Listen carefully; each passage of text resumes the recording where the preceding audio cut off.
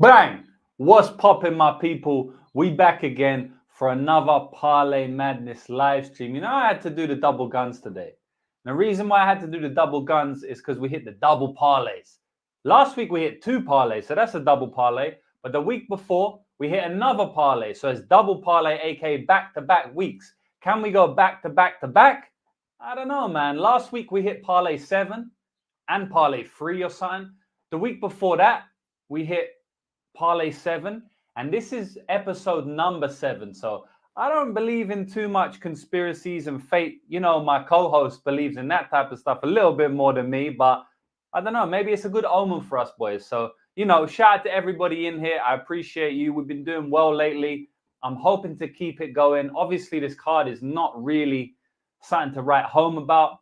But, you know, we see time and time again in the MMA scene, when we're doubting a card, it shows up very well, you know. So I expect this card to be violent. I expect a lot of submissions on this card. And I expect to make some money. So we'll see how it goes, man. But without further ado, you know, I got to bring in my guy.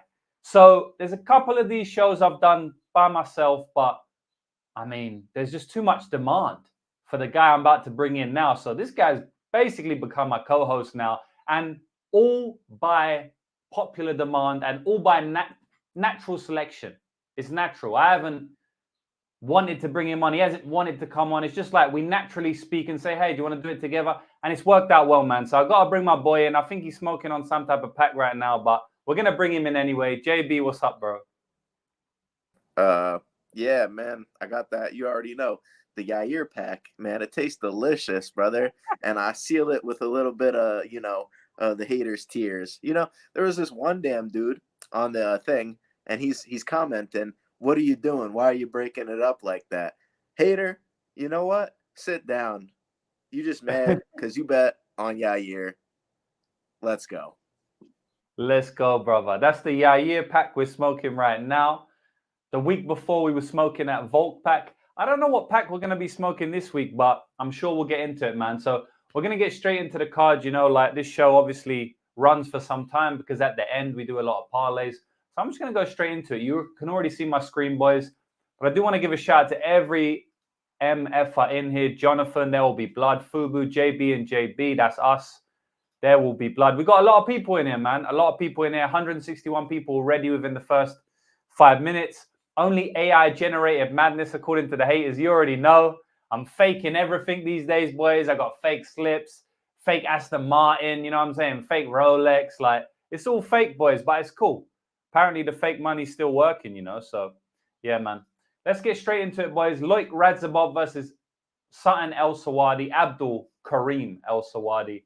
I'll kick this one off, JB. So, I like Abdul Karim El Sawadi, and the main reason is because I bet him to beat George Hardwick by decision at plus 1,000 in the last one. So, anytime you can get a lightweight to win via decision at plus 1,000, I'm feeling it. You know, I might make a play. Lightweight, it's not heavyweight. Plus 1,000, I played it. I think I might have played Hardwick sub as well in that spot, plus 500 or something. I took a prop angle. And speaking of prop angles, this card this week is going to be a card full of props for me personally because I don't like any of the money lines on here. But it's funny I say that because out of all of the money lines, I feel like this may be one of the best ones to attack. I haven't played it yet, but I do think there may be some value in Loic Radzhabov. So stylistically, I think there could be some value on him. And the reason for that is because he hits very hard. Abdul Karim has been cracked many times.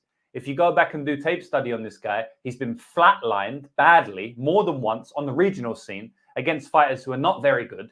And I do think Loic's better than those fighters. I also think Loic hits harder, or at least as hard as some of those fighters that Abdul Karim was getting hurt by. I've also seen Abdul Karim win fights where he's been rocked in. So I don't think his chin is great. You know, I think that at some point in the UFC he's going to be knocked out. I know Loic's more of a wrestler, but let me tell you something now, man. Wrestlers got that one overhand or that one hook.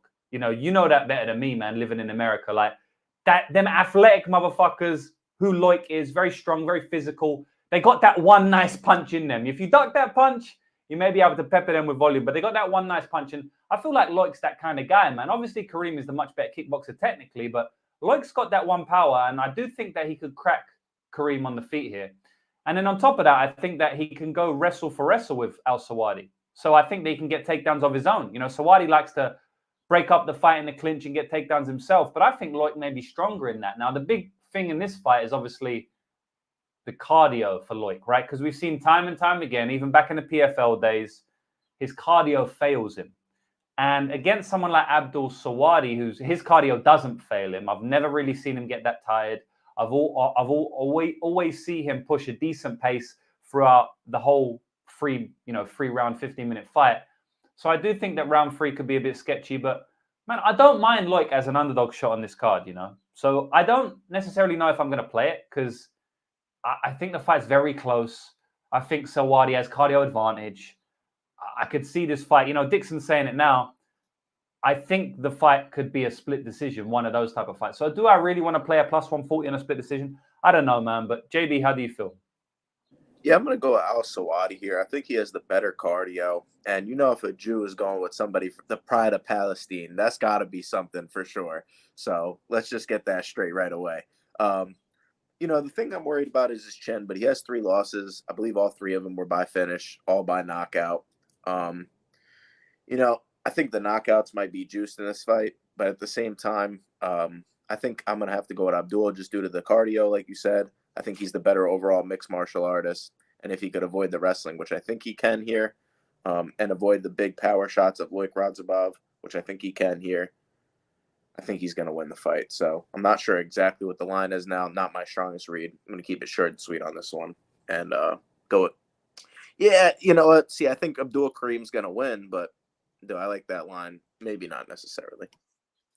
All right. So, boys, if you're new to the show, what we do is we break down every single fight on the card, as we're doing right now, first fight of the night. And what we do is we bring up our online notepad. Oh, it's still got the fights from last week in there. So we bring up our online notepad and we basically write down any plus EV legs on the fight that we believe to be. So we'll do that right now. So you're saying that minus 180 doesn't intrigue you? Because plus 153 intrigues me, JB. So if we can write plus 153 in, then we'll do that. No argument from me. Okay, so I'm calling Radzhabov. JB's calling Kareem. But in terms of the value, I feel like it's on Radzhabov. JB don't necessarily disagree, so we're going to put that one. Obviously, there's 2 of us here, so sometimes we're going to go back and forth and disagree on fights, and then we just have to decide what we think the most plus EV leg is in that case. So is there anything specifically, you know, that you believe is plus EV that may be in the props here? Yeah, gotta Abdul look round 3, I don't know. You got to look at the KO maybe for like, but what's it lined at? I mean, plus 325. 325. I don't like it. I don't really like that either, man. I don't really like that either. It's kind of juiced. So we got the GTD here, minus 130, plus 100.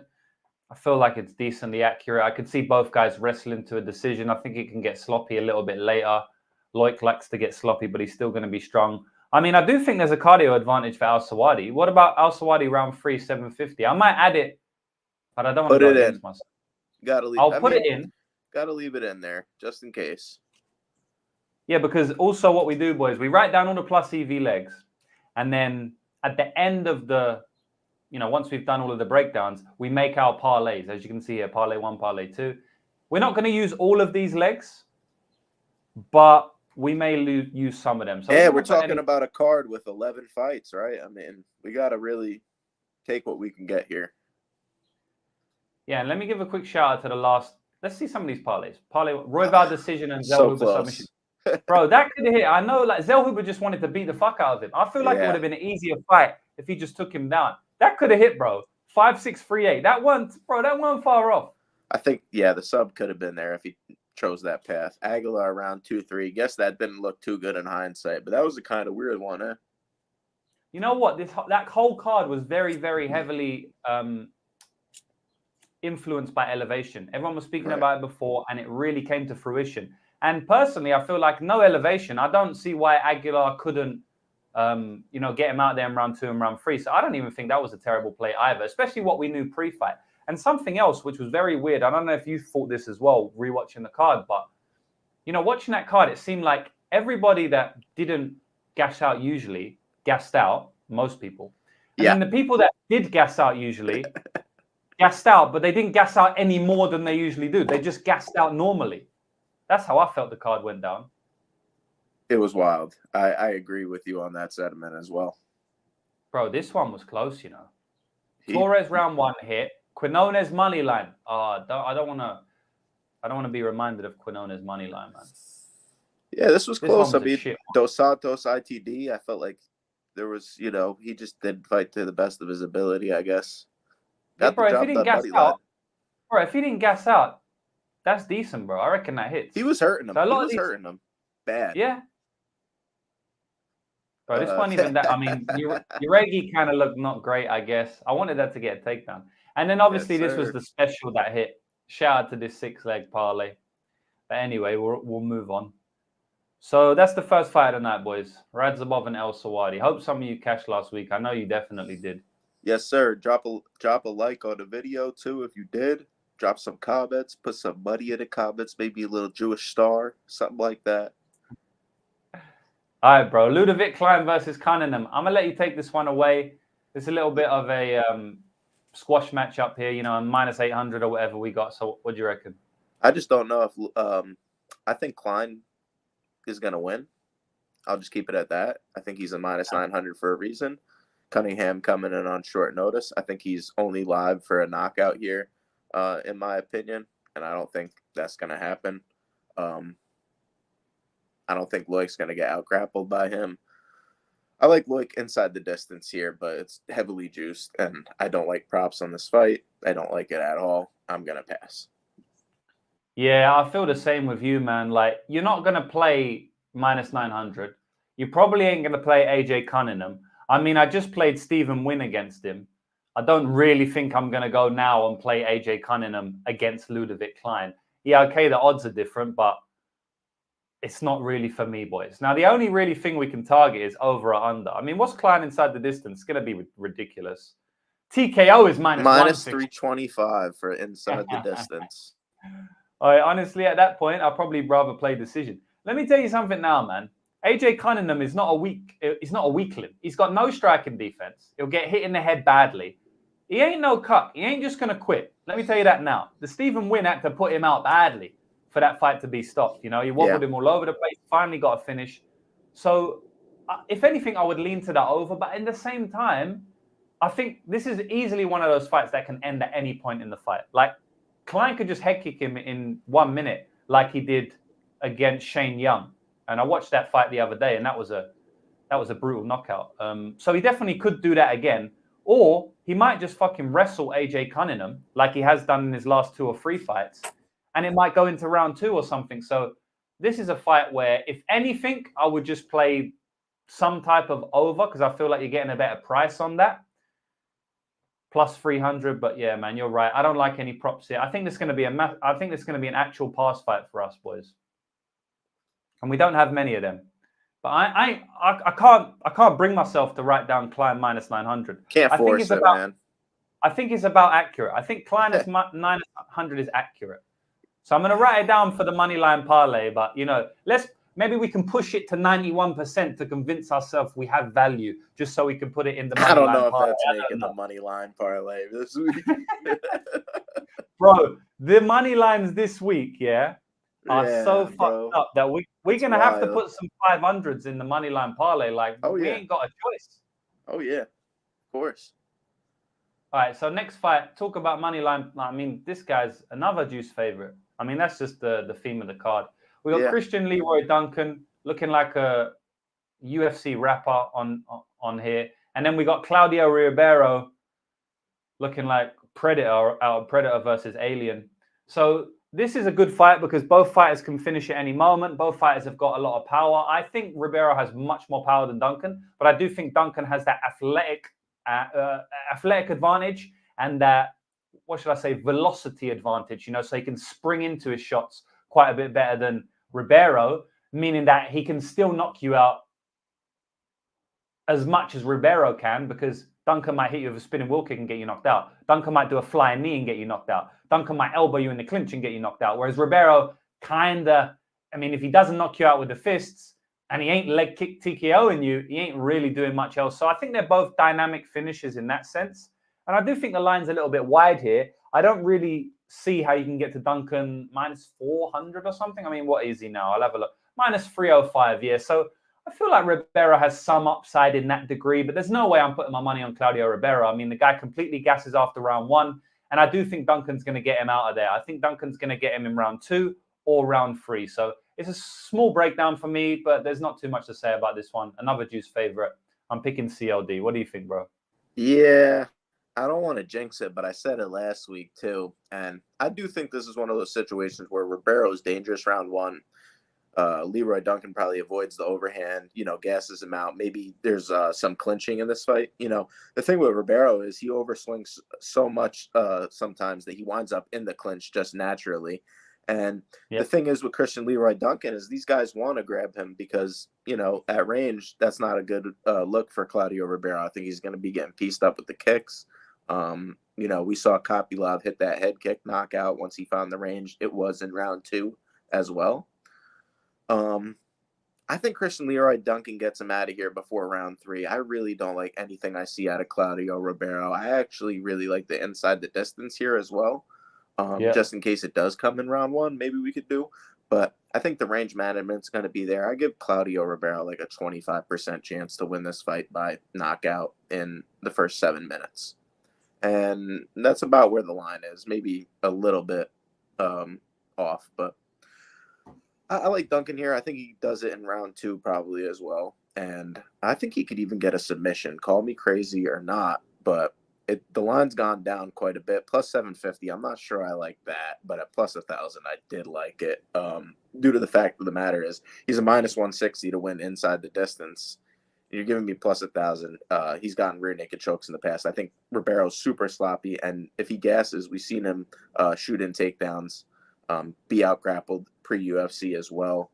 I forget the guy's name. I think it was Jonathan Gregory or something, was taking him down, putting him on the mat. But it was really Gregory didn't know what he was doing. I think if he really chased it, he could have got it there. I bet on Abdul Razak in his debut against, Ribeiro in Ribeiro's debut. And he was very strong, was able to hold him up against the fence. And after 1 round, Ribeiro was gassed. So, round 1 or bust, in my opinion, for Claudio Ribeiro. I got to go with the guy who I think is the better martial artist, again, with the better cardio, and that's Christian Leroy Duncan. Yeah, I feel you, man. So we'll write Christian Leroy Duncan down at minus 305. Like I said, I don't know. It's tough, man. Like, I do think that Leroy Duncan is... It's hard to trust him at minus 305. Am I going to say that, that now the money line side is Ribeiro? I don't know if I would do that, to be honest. I don't know if I would do that. Like, we might just have to take these juice favorites and put them inside the distance. You know what I'm saying? You catching my drift? I like the inside the distance. I mean, Man. I don't love minus 160, but we're going to write it down anyway. Like, it's funny, though, because, when I broke the fight down, I was like, oh, there might be some value on Ribeiro. I kind of think there is, but if I'm actually breaking it down, because I'm just speaking out loud right now as well, boys. Yes, sir. Like, that's what we're doing. Minus 305 is what indications? Minus 300, basically. 75%. So 75% for minus 300, let's say. I don't think Claudio Ribeiro wins the fight more than 25% of the time. That's I think 25% could potentially be accurate. And if it's accurate, then we ain't betting it. But like I said, Klein is probably accurate as well. Duncan is accurate. Like, a lot of these spots are accurate. But we can push it 1%. We can push it 1% for the Leroy Duncan. Am I going to argue with you if you say Duncan's 77% instead of 75 or 76%? I ain't going to argue with that. I most certainly ain't betting Claudio Ribeiro. So, what's the we'll leave round it at 2? That. Yeah, I like the round 2. I like the round 3 as well. Maybe it won't get there. I want the round 2-3 combo. But I want the round 2-3 combo. I do want that. We can write both down. So 2 is plus 450. But does anybody know? And please, in the comments, let me know what bookie has the 2-3 combo alive right now. Because one of the bookies I had 2-3 combo and I've been shut down on. So I don't have that live right now. All right, so that's plus 4. So if anybody knows what bookie does the round 2-3 combo, Let me know. I'm gonna FanDuel might get the have odds it, up right now. but they don't have it. I really don't know. Someone's saying round 2 free plus 275, but I gotta verify that, my man Rico. So you gotta tell me what bookie book? that is. Yeah. On. Because then I can also look for the other fights as well. So all right, Duncan 2 free, because you know I love my 2 frees. My 2 frees love me as well. We've been cashing a lot lately. Shout out to Brian Ortega with 3-4. Brian Ortega round 3 or 4, and then Brandon Royval points. I had that as well. Yeah, man. Yeah, your we'll pack is so delicious. Yeah, pack's nice, yeah. Oh, it's beautiful, wonderful. Is it better than the Volt pack or not? It's. I would say they're similar. They're similar. We'll have to see what we're getting this week, but say they're about similar. You know, good feeling. Good feeling. Yeah, I mean similar odds. You know, I felt like I feel like the Volt packs taste good because we got a lot of hate for that one, especially live and even post-fight. And Volkanovski, greatest fighter of all time in the featherweight division. So just adds a little bit more sweetness to the plus 110 line, plus 100 line. More but taste. At the same time, bro, Ortega's like a plus 150. So that's just sweet. That's just sweet by nature. So, yeah, man. Sheesh. Industry plant. Hashtag. Shout out Nina Drama. Plants recognize plants. All right, moving on. Javid Basharat versus Ayman Zahabi. Yeah, Fubu's saying they're not open on my books yet. That's what I'm saying, man. A couple of the books I have with the 2 frees, they ain't open on my books yet, which is we might have to stick to Friday. Yeah, we might have to. Anyway, but then it gives less time for the show, you know. Anyway, we'll see, man. We'll get something. All right, Javid Basharat versus Ayman Zahabi. You want to take this one away, brother? Horrible one. Minus 800 again. Yeah, this is a weird one. I just don't know how I could give minus 800 to a guy whose main path to victory is a decision in the UFC. That's something I tend to look for. Like, what's the over 2.5 sitting here? Check that for you now, brother. Thank you. Appreciate that. Guessing it's juice. Minus 210. You know, and who's finishing equity is it? Is it Zahabi? I would say Zahabi's the guy that's going to most likely finish if it's inside the distance. He's gotten crazy KOs. He's gotten good knockout power. He has been finished before by Ricardo Ramos, but that was with a crazy elbow. He was able to get out of a lot of bad positions in that fight with the grappling. Good, I believe he's a brown belt, if not a black belt. Training with Ryan Hall fondly for this fight. Great grapplers, great minds in his corner. He's got his brother, obviously, Firas Zahabi. And in the other corner, you got Javid, who I believe his coach is Dewey Cooper, but Dewey is in Saudi Arabia right now, I believe with Francis. So I'm not sure who's going to be coaching Javid on this spot. I took Victor Henry in the last fight. It went to a draw, but I thought Henry could have won that fight. It was close. And he wound up getting a DQ, so you get your money back. The fight before that with Mendonca, I don't think Mendonca's good, man. And he was in spots in that fight and scrambles. He couldn't hold him down. Mendonca was able to like scramble in certain spots as well. Like he was able to hold him down, but he's not doing damage. I think Ayman's going to be able to scramble in those spots and get on top or get back to his feet. And then it's a striking match where I think Ayman could just land the more damaging shots. We're talking about a fight that's most likely to go to decision, and I think there's quite a bit of value on the plus 550 for Ayman Zahabi. I think he should be around I would say my estimate is plus 200. I think he should be a plus 200 favorite here in this spot.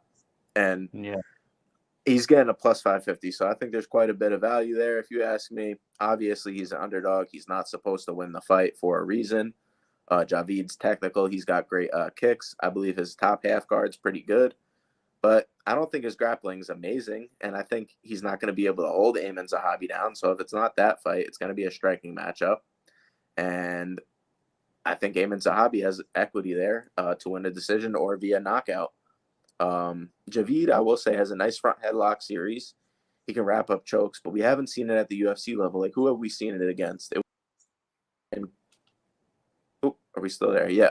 In his Contender Series fight, round 3, and it took him all the way until round 3 to finish a guy who, like, honestly isn't UFC caliber. Trevin Jones, well, you're not fucking with Orion Colon. Absolutely not, my brother. And Trevin Jones, don't think he's in the UFC anymore. Tony Gravely, probably fighting for his job in his next fight, if I'm not mistaken. And they just signed Eamon Zahabi to a 2-fight deal as well. So I'm not crazy about it. It's obviously we're gonna have to take punts on the card. I don't think every single favorite's gonna win. So give me Zahabi. It's not a crazy. I'm not saying it's gonna hit definitely, but I think there's a bit of value on Zahabi. And maybe if you take Javid, his path is probably the decision in my opinion. Bro, I agree with everything you said, man. I ain't gonna rehash too much. One thing I do want to say is you're not fucking with your fellow Jew, Oron Kola. Absolutely. What's going on? Absolutely not, brother. Jews can't fight. That's Jews just can't fight. hashtag that we're canceled. He's already, allowed brother. to say that. You're allowed to say that. You're a Jew. You can Exactly. say that. I got the beard. And I'm just not messing with that dude. The level of comp isn't really there for me. Eamon Zahabi's just been inactive in his UFC career, but he's on a little bit of a win streak here, and he's cashed for me before as a dog against Ricky Tercios. I believe he was a dog against Draco Rodriguez. Got the knockout there. Even in the last fight, quick knockout against Arichi Lang, where Arichi Lang didn't even know where he was. So I think Javid's going to have to deal with the power of Basharat. If he's able to avoid the low kicks, I think he's going to be able to deal back. And this could be a 29-28 greasy split. Get the underdog. I can feel you, bro. This guy's been watching too much JB. He's talking about subs at plus 5,000. I know you're not fucking with Zahabi on the ground, but I know you're itching to play that one. You must be, bro. So I agree with everything you said, bro. And I ain't going to really rehash too much of what you said. But one thing I will say is that Javid Basharat, unless he's grappling Zahabi and probably submitting him, I don't really think he's going to cover minus 800 because that's just not his style, He stays on the outside. He pokes at range. He's got a lot of good teep kicks. I think the leg kicks will be there for Basharat. But outside of that, we got Zahabi, who's going to hit harder, And I do think that Basharat's head can be cracked a couple of times. I've seen it cracked a couple of times. So I can't get to minus 800. When I say I've seen it cracked, he's undefeated. I'm not saying I've seen him knocked out. But I've seen him catch some shots on the chin where he should have been out of range where he wasn't, right? Because he plays this game where he's got his hands down and he's kind of poking at you. And he ain't got the high guard, you know what I'm saying, where he's blocking shots. So at that point, you can always be cracked. And Zahabi's a good counter striker. We've seen it time and time again. So I don't know, man.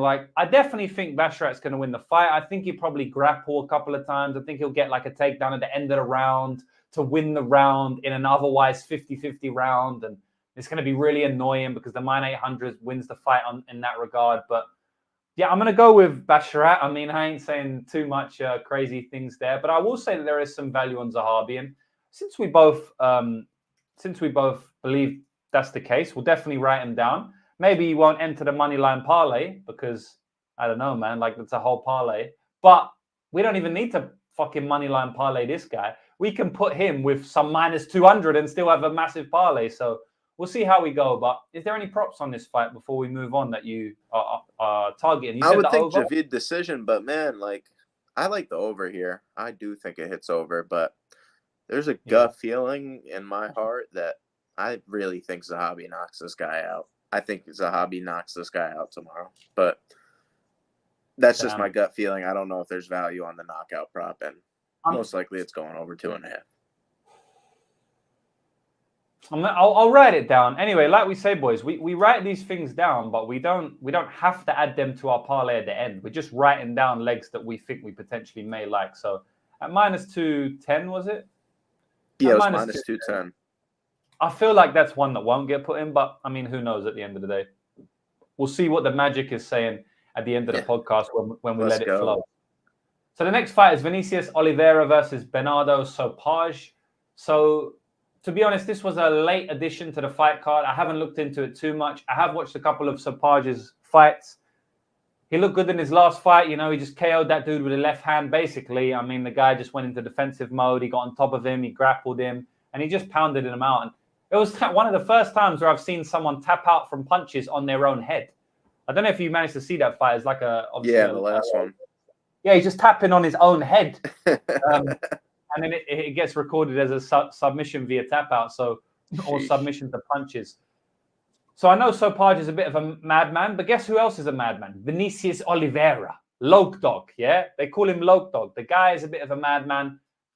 I'm going to favor Vinicius Oliveira. Like I said, I'm going to be completely honest with you boys, right? I'm always transparent. I ain't going to come out here and say like I know so much about this Sopaj guy. I don't. I haven't done a lot of tape, boys. I watched that fight I've mentioned and one other fight.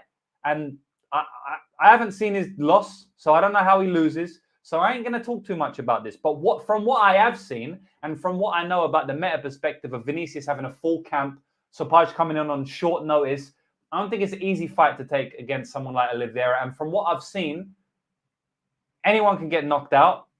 I'll go with Oliveira, but I will do more tape before the fight happens. And who knows? If I do tons of more tape, I might end up with a bet on Sopaj. So I'm just going to give this platform to you to see if, I don't know if you've broken it down. Do we have enough props on this fight yet? Are we getting props here? We ain't got no props. Oh, no, it looks like... we got props, my guy. Okay, so I like violence here. We're getting minus 250. Not nice. I kind of like it. I kind of like it. I think this fight ends inside the distance the majority of the time. And if you're telling me that, I actually like either of these guys to win by sub. I've seen Bernardo. He's got a nice triangle set up. I like his grappling as well. But I got to see the prices. I don't think a lot of people are going to be looking toward that. So plus 1,000 Sopaj, plus 850 on Oliveira. Those are interesting, but I'd have to be really confident to take either of those, and I'm not. I really think it just ends inside the distance. Either side. So ends inside the distance minus 250. Like I said, boys, we need to get like an actual book that we choose. Maybe Bet365 will be a good one, but I don't do the 2 free. Yeah. But I ain't doing Bet Online anymore because first of all, they don't do the 2 free props. And also they don't do the alternate unders. So fuck all of that. Alternate unders the minus 190. But anyway, we'll write minus 250. We got to start calling them out, man. We got to call them out. Calling out Bet Online to update these damn props. Get with the Bet Online, man. Like you're meant to be the biggest MMA book in terms of MMA, and you don't even do a round 2 and round 3 grouping. What's going on there? You don't even do the alternate totals. Bet Online. What's going on? What, in a 5-round fight, I have to play 1 total? You can have 5 up there. 1.5, 2.5, 3.5, 4.5. One, you just give me 1 out of the 4 to choose from. Bet Online. That's why I stopped betting with you. I took about 10K off you. Nothing crazy, something light. And then I left. So there's a reason for that Bet Online. You better start putting these, if you're betting online, you better start putting more bets online because then you might entice me back. So we'll write Sopaj under 2.5. No, it was DGTD, wasn't it? Because I like I like the doesn't go the distance. I'm not sure what the price difference is. All right. Minus 250 there. So I ain't got much to say, bro. So we'll move on. I'll just stick with you on that one. Eric Anders versus Jamie Pickett. So I do have something to say about this. And boys, I'm sorry. I ain't coming out with a crazy take like I kind of did with Zahabi, to be honest. I ain't coming out with a crazy take. I will say that Eric Anders is most certainly going to smash Jamie Pickett in this fight, in my opinion. I don't like Jamie Pickett. I don't think he's a good fighter. There's a reason he's 4-1 in his last 5 fights. To win coming against Joseph Holmes, who ain't it. Yeah, okay, Eric Anders is 3-1 in his last 4, right? Or 2-3 in his last 5. But look who he's losing to. So Andre Muniz was a submission. I mean, I bet on Andre Muniz there. Easy to get submitted. We got Junyoung Park here, split decision against a good fighter, a mainstay in the middleweight division. And then Barrial, okay, but also that was a close fight as well, though. You know, so like the guy's having close losses, and my guy's just like, I don't know, man. Losing against Josh Fremd, it wasn't really close. I mean, you know what? It kind of was close, you know. I feel like Jamie Pickett could have won that fight, you know. But outside of that, Bo Nickel, all right, we'll give him a pass. Dennis Tululin, that's kind of awful in some regard. Carl Dorcas, that's kind of awful in some regard. And his win is also awful in some regard. So, look, man, I ain't going to break this one down for too long. It's minus 500 for a reason. I think that Eric Anders is the side at -500. Come at me, dog hunters. I'm down for it. I'm down for the argument, because you ain't gonna win. Because Jamie Pickett ain't it, bro. And outside of that, I believe that he's gonna finish it inside the distance. So if we have a look at inside the distance, +130, I don't mind it. TKO +250, I don't like it. Submission +275. I don't love it. That's crazy, man, because that opened at +800, and I got it at, That's insane, brother. But, and for a guy who has no career submissions, that's kind of telling me he's probably going to get a submission. And you know what? He's training with Nick Rodriguez. He's going out to the Renzo Gracie Philly. But that being said, he could also get the ground and pound like he did against Dawkins. He beat Dawkins as a big underdog in their grappling match as well. He wasn't supposed to win there. Out-grappled him. A guy who easily submitted Jamie Pickett. So I understand the love for the sub prop. We don't really have much on the board yet. I think he wins inside the distance. Could he KO him? Yeah, he's got power. And Eric Anders can crack, bro. So I wouldn't be shocked either at the KO. So maybe we should just play it safe. Go ITD. Yeah, I feel you, man. So I'm just going to come out and say it. Me personally, I got Eric Anders sub at +375, I believe it was. And when you're giving me +275, I can't fuck with it. I'd rather go +130 in that regard for the inside the distance, because I do think that the inside the distance, is the more. I mean, I don't think it. I know that the inside the distance is the more likely outcome, but I kind of like the sub this week. I think the combination of him training with Nicky Rod, like you just said, the combination of him doing well in these grappling competitions. I know he lost against Joe Pyfer, but he competed there. He lost against Carl Dorcas. He beat Carl Dorcas. He's been doing these grappling competitions. I think that there's a chance that he gets the submission on someone who is very hard to knock out. I know Tululan did it. I know Karate Boy did it, whatever his name is, Jordan Wright, the legend, right? But I feel like Jamie Pickett's a tough motherfucker, man. Obviously mentally he might not be there at this point in his career. 4-1 in his last 5 fights. It feels like he gets worse every time he fights. But I do think his chin is actually good. I've seen him take bombs from a lot of fighters and still stay on his feet. Punahele Soriano back in the day cracked that boy all over the octagon. And what happens when he gets hit? He wrestles. He tries to clinch, like most people, right? But he does it. He does it when he doesn't even get hurt, right? So I can most certainly see Anders tripping him up, or stuffing a takedown, getting on top and getting a rear naked choke or something. So yeah, I don't mind Anders here by submission, but I'm just going to write down. I'm going to write down the +130. Eric Anders is getting his first UFC submission this weekend against Jamie Pickett. Bang, we're calling it. We're going to write down Anders ITD at +130. We're going to write down Anders sub because we just don't give a fuck. Because who knows? But JB, we don't have to use it. We don't have to use it. We'll leave it there. It's just a nice, I'm saying? It's nice there, so we'll leave it. Matt's saying he got Anders +375. Just got his black belt, who's easier than to show that on Pickett. So I didn't know he just got his black belt. JB, can you confirm or deny that? Yes, I heard that in a couple of interviews this weekend. This week. Nice. So look at me, boys. I ain't doing my full research. I didn't know he just got his black belt. That's just another 0.5% of a reason why maybe he gets his submission this weekend.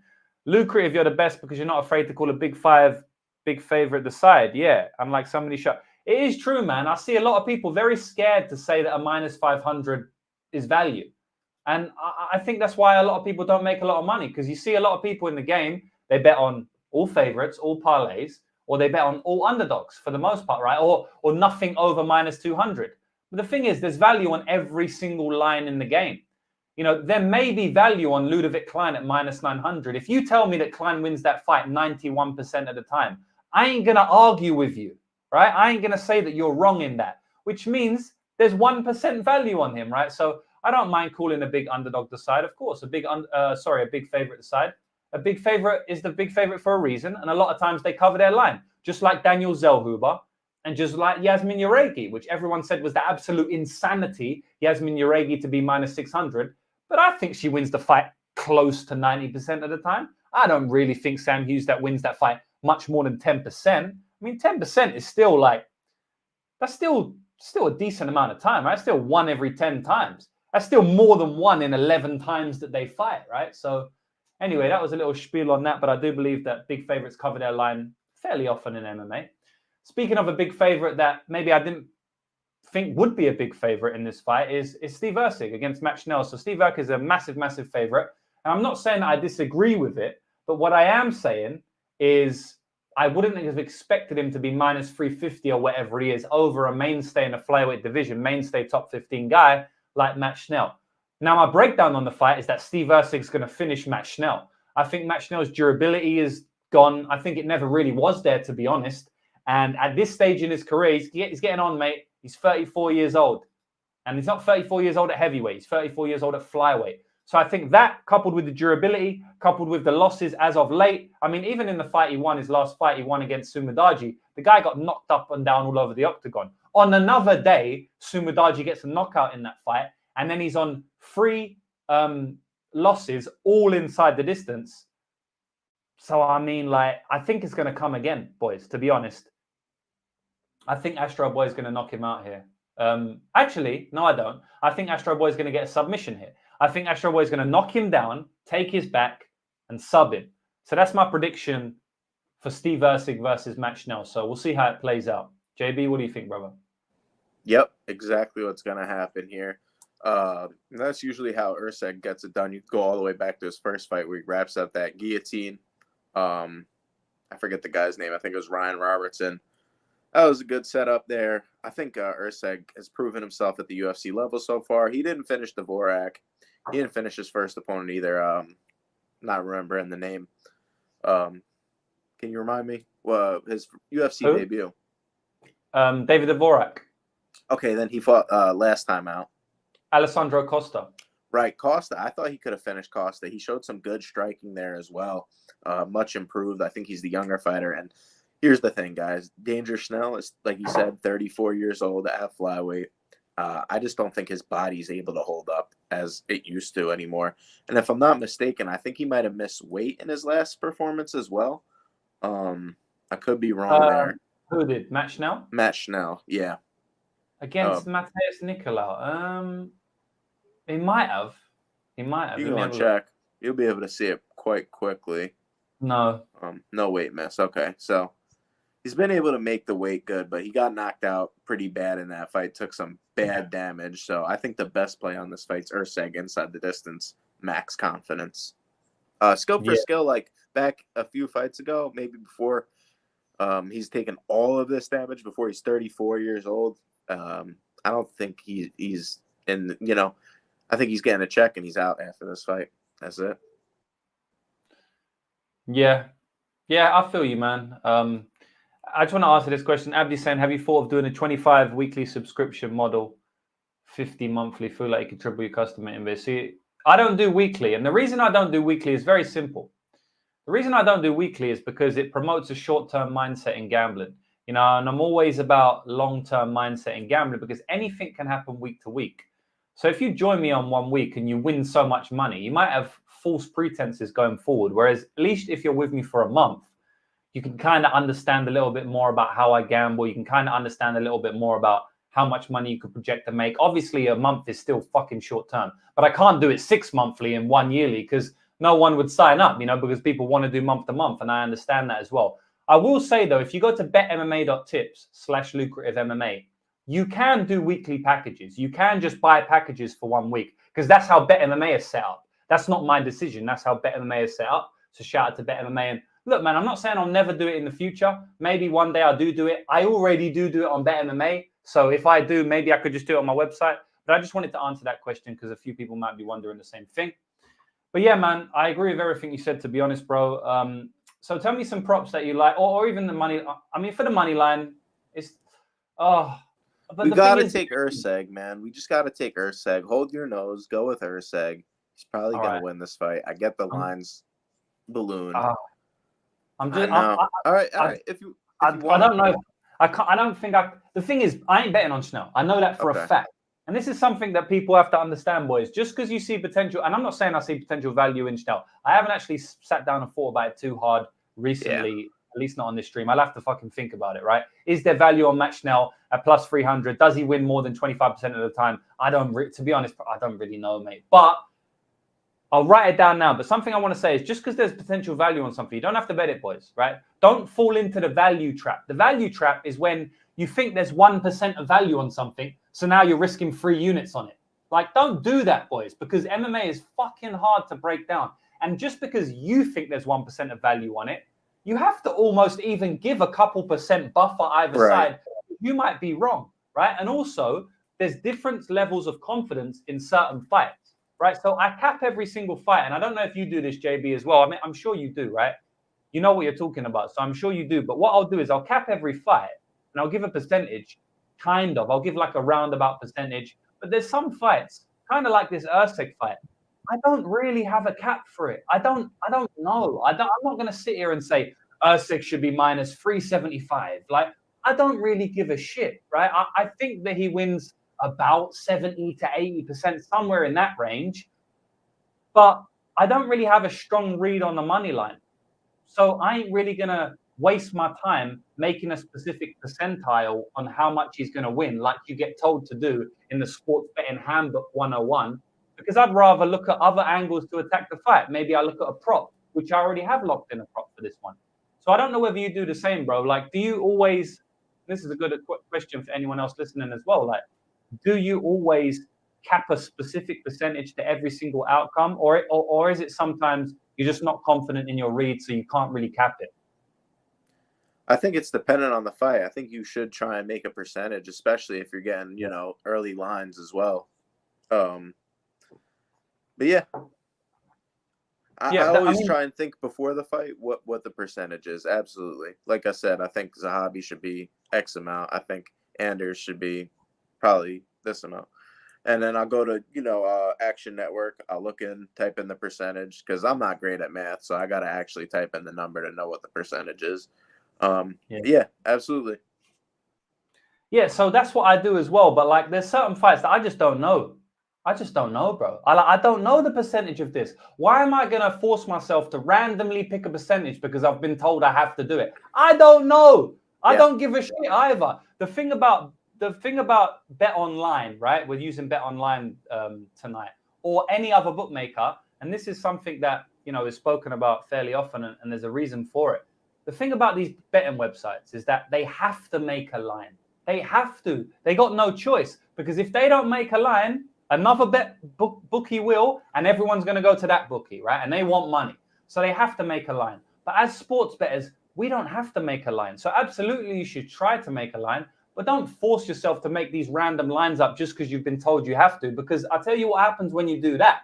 When you make up lines, even if you're not confident on the fight, then what happens is you make up a line, and then that line has value, and then you end up betting on that line, but you're not even confident in that in the first place. You just told yourself you had to make a line. So in that regard, in those type of fights, JB, I just take a step back and I go, I don't know. I'm going to look at the props. That's just how I approach it. Might not be the best for everyone, but yeah. That's knowledge right there, brother. That's knowledge. Because we got a lot of time in the day, but you got to take every single fight. And sometimes you're gonna spend more time on other fights than you do on certain fights. And I think that's one of the spots I'm at here. But just as a fight standpoint, I think Erceg finishes him. I'd like the club and sub as well. Okay. Well, the sub right now is looking at plus 195. We're gonna write it down. We don't have to use it. I like the inside the distance, because honestly, I think Erceg inside the distance similar to his money line here. I don't think Schnell lasts 3 rounds. Yeah, true. Minus 190. That's fucking huge, though. Jesus. So they're telling you that. I think they're telling you that he finishes him. I mean, they definitely are. Dude, the guy gets finished in every single loss of his. And that's that. I think Bontaran fight he won, but if he loses, usually it's generally by finish. And Erceg will look for a finish here. He could move on up in the division. It's a perfect spot for him, in my opinion. Bro, Schnell don't survive. Schnell doesn't survive to decisions. What decision did Schnell go to? I can't really remember. Tyson Nam? Yeah. Tyson Nam? Is that it? Yeah. I'm going to be right back. I got to get a drink of water because I'm just a little bit parched, but of course, I'll be right back. It's good. And yeah, I mean, boys, it couldn't be a lucrative stream without one of my rants in the middle, So everyone here for the fight breakdowns, tough luck. You're going to have to listen to some life breakdowns in sports betting at least. So shout out to the 316 live viewers we got here, man. I got to give a big shout out to you guys. Of course, you're here for a reason because we're giving out massive plays every week and we've got a 200% ROI on the channel. And I do want to give that shout out to that as well a little bit. We're only 6 shows in. We've got 200% ROI. So yeah, I don't expect the ROI to stay at that, height for the entire show. But obviously we're doing something right. And that's why there's a lot of people in it. But I still want to give a shout out to everyone, man. So if you're here right now, hit the like button, do all of that stuff that all of the other YouTubers say. Apparently, it helps the channel, as I always say. So, yeah, man. JB, we got Erceg ITD plus 190, Erceg sub plus 195, Erceg ITD minus 190. Can we move on, or is there anything else you want? I'm good with that, bro. I'm good with that. I think that hits. All right, we like it. And JB, we got actually that is going to hit 100%. You heard it here first. JB, we got 311 live viewers here. That's a hit. Guys, not even that. This is a crappy fight night card where we're going to make magic out of it. And then we're going to come back next week on UFC 299. And we're going to go crazy because that's an insane card. I know my guy James he's been on a heater, guys. Let's just give credit to where credit is due. Massive heater, 6-figure nights. And my palms are itching on UFC 299. I feel it coming. But first we got to get this card done. I know it's not the best. It's hard to swallow. It's almost rough. But we're going to get it done, guys. I promise you. I do want to give a quick shout out to next week. Boys, this is a terrible card. We're going to do our best. But next week I got some takes. I'm telling you that now. I don't really have too much takes for this card. Next week I've got some takes. I want to see everyone that's here now here next week. And one thing else about the channel, boys, we ain't going to hit parlays every single week. We hit a 14-1 last week. That means that we can bet 13 parlays and still be in profit. So that means that this show is not going to be profitable every week. It ain't like the other shows where they're just doing fight breakdowns. They're obviously going to get 1 or 2 right every week. Sometimes we're going to flop and we ain't going to get no parlays.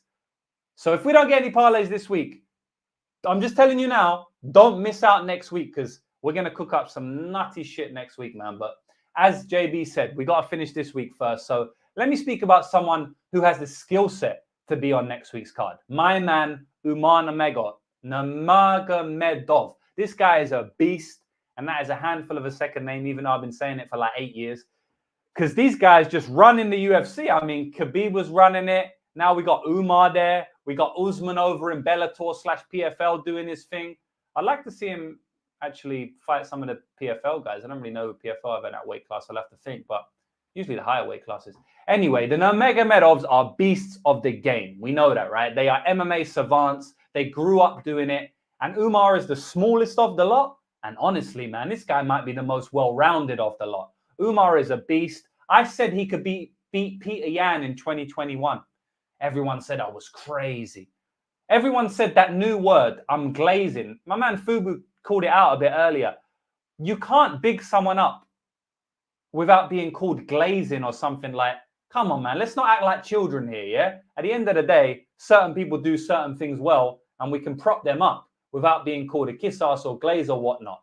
But do what you want, man. You can call me a kiss ass for Umar, because I think this guy is a legit fighter. I think he's one of the best fighters on the planet. And I think that he should be around the -900 in this spot. Would I say over a -900? I mean, I don't know, maybe. I think he wins probably about 90% of the time. 9 out of 10 is all right for me, something like that, boys. Bekzat's a good fighter, but he ain't Umar's level. Bekzat, what's he got? Decent boxing. I've seen him dropped more than once. I don't know, man.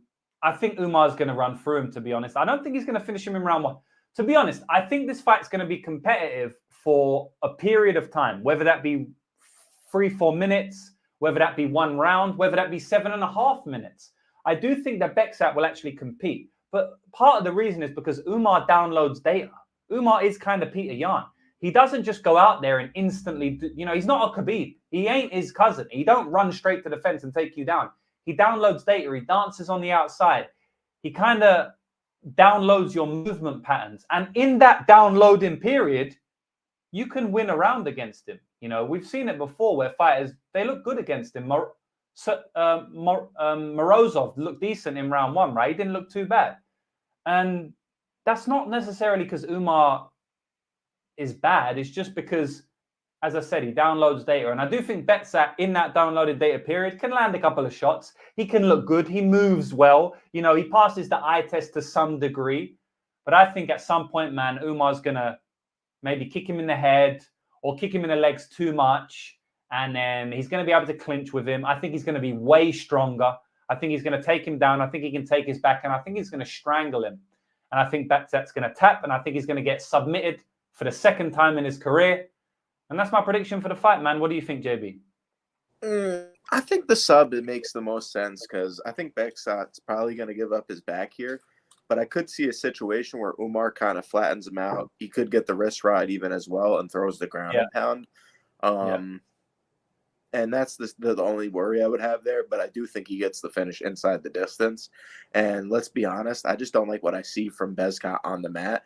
He's throwing up armbar attempts, but his legs are straight. He's not really crunching back. That's like a white belt mistake, in my opinion. He's doing Lou and the Jew. I love it. 5%. You gotta give a clap for that. Maybe finesse the books. Like Sheik Luch. You got Styles, P, Jadakiss. I don't know who's who. We got to get like Sheik Luch. Maybe it could be finesse the books. Our guy. The bully. the bully. The gorilla. Yeah. Let's go. Lou and the Jew. I love it, guys. I like that one. Maybe we'll have to enlist the help of the chat because I know my favorite part of the show is where we make the parlays. So I'm gonna keep my breakdown short and sweet. I like Umar inside the distance. I'm saying KO. You're saying sub. I think there's way more likely that it's a sub. I'll say if he gets the finish, out of the percentage of times, 75% it's a sub. 25% he goes and gets the ground and pound, tries to make a statement, finishes best count. I can agree with that. So what are we liking here? I mean, see the numbers. Let's see the numbers. I like Umar. ITD is -180. I mean, damn.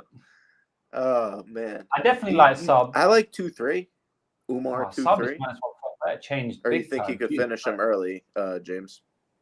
No, actually, I don't. Because as I said, I definitely think he can. But I think he downloads data, and obviously, he can definitely take his back at any point. I think he downloads data. I think it comes in round 2 and round 3. So, can we get the round 2 and round 3 props, boys? You didn't really answer me too much last time. As Nurmagomedov round 2 and round 3, is that out anywhere? You know what? It is out on my on one of my books, and I'm just gonna use that odds. Yeah, and like for the main card, right? Yeah, for the main card, I got the props to round 2 and round 3. So I'm gonna have a look at that right now. But boys, if you don't have round 2 and round 3, all you do is the exact same parlay, and one of the parlays you put round 2 in, one of the parlays you put round 3 in, and you split the stake. You can even split the stake not 50-50 and do it according to the payout, because obviously the round 3 payout is going to be a little bit higher. So you can do what you want to do, but I'm just going to look at the round 2-3 combo. Yeah, now. And if you think one's more likely than the other, then you put a little bit more on that one. Exactly. So round 2, round 3 is plus 225. I like it. it. I feel like we got to smash a little bit more though. Like, do we like the sub? Do we like the IT? I mean, can I get a number on either? I just want to know the number. Is -135. ITD is -180. KO is 475. I kind of like the KO at that number, man. But I know you're on the sub, so I don't want to make you go against your pick. -185 though to get it -180 ITD. You know what? What I saw ends inside the distance -170, my guy. Oh yeah, we got to just go with that. That's for sure. I don't know. I think Umar's going to finish him. Should we just go with the Umar ITD -180? No, we can't, it's -170 for the ends ITD, bro. Come on. I'm just fucking with you. Okay. I thought I was like tripping. Come on, bro. Come on. You're just messing with me now. Bro? Yeah. All right. So we got the DGT -1. I feel like we're cool on that. Oh, I like it. Cool. I love it. So he's -1200. I'm going to write it because there's no way in hell I'm putting money on Bekzat. I'm just telling you that right now. So I don't know, round 2, right round down. 3. I don't know if it makes it to a bet, but I'd rather put. Let me tell you this now. I'd rather put money on Umar 1200 than Bekzat plus 900. Sounds crazy or whatnot, but yeah, man. But I wouldn't put money on either, right? But I'd rather do that because I'll just get my money back, so it's cool. Yeah. Well, we got 3 more fights now. Damn, we're moving through this one pretty good. All right. Perez Mokaev. So, bro, let me hear you break this one down, brother. Man, I like Mokaev here in this spot. I think Perez is in this one for a paycheck. I don't think he has any aspirations toward a title shot at this point in time. He's out coaching. He's running businesses. I think his mind's anywhere but fighting. Let's see if he makes weight tomorrow. Let's see if he shows up to fight. I think Mokaev finishes his guy and probably fights on UFC 301 against Pantoja. And I even think the knockout's live. He hit that flying knee against Cody Durden. Could have been a KO there. Cody Durden's a legit fighter. Perez been KO'd before, meme KO'd by Joseph Benavidez, where the ref stopped it. Then he finishes him with the ground and pound. I think that's totally alive here as well. Gets the wrist ride, throws the ground and pound. I think a lot of people are Mokaev sub. I think they get burned via the KO. But one of my favorite bets on this card is Mokaev ITD. And I think it could come in any round, so I don't want to get tricky. But I like the KO prop here. I think he can finish him with elbows on the feet, elbows on the mat, crucifix. I think Perez could be a quitter. I think people are giving him a chance due to his past fights, but who has he actually beat? Mokaev's on a 5-fight winning streak. I think he's the guy that the UFC are trying to clearly push here. And obviously we haven't seen that always work out here. But I think when you go back and watch that Pantoja fight, Pantoja fought like he knew something there. When do you ever see Pantoja come just straight across the octagon trying to kill somebody? And I think he could have even got the KO there. Fair enough. But I think Perez is out of here, man. I think this is going to be his last one. I think he's getting a paycheck, and he's going to probably call it a career. And I'm going to take Mokaev to get the finish here. I can't argue with you. To me, out of all the favorites on this card, he's minus 350. I think some people would be willing to actually take the plus 285. People actually, bettors think when they get a smaller number like that it actually has a chance. Whereas, they see a minus 800, automatically kind of assume that it's going to win. Whereas you see a minus 350 and you say, oh, maybe what am I missing? Does Perez actually have a chance here? And I don't think he does, other than a knockout. And we haven't seen Muhammad Mokaev knocked out. He's overcome every sticky situation that he's been in the octagon.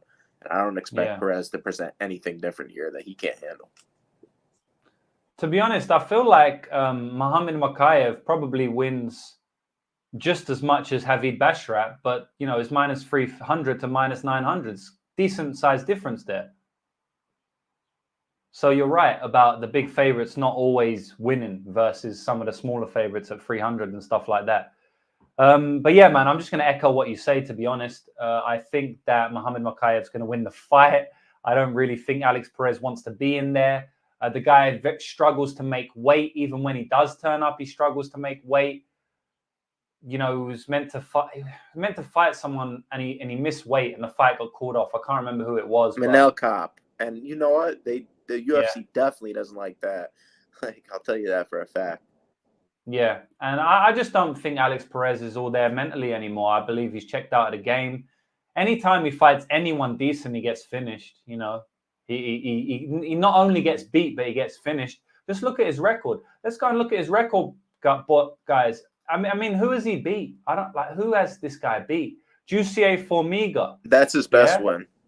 Yeah, and I actually bet on Formiga there, and I look like an idiot. But that fight was fucking weird, right? Because he just kicked him in the leg 3 times, and the fight was completely over.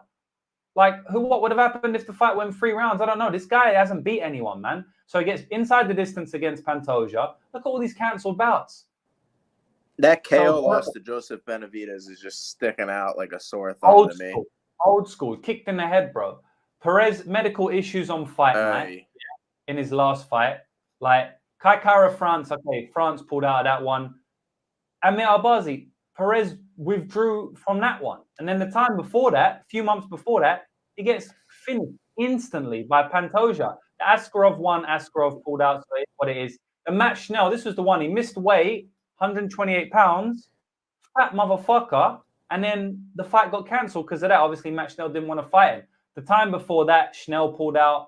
Time before that, got rescheduled, COVID times maybe. I mean, look at this guy. He's not turning up to the octagon, guys. He's just not turning up.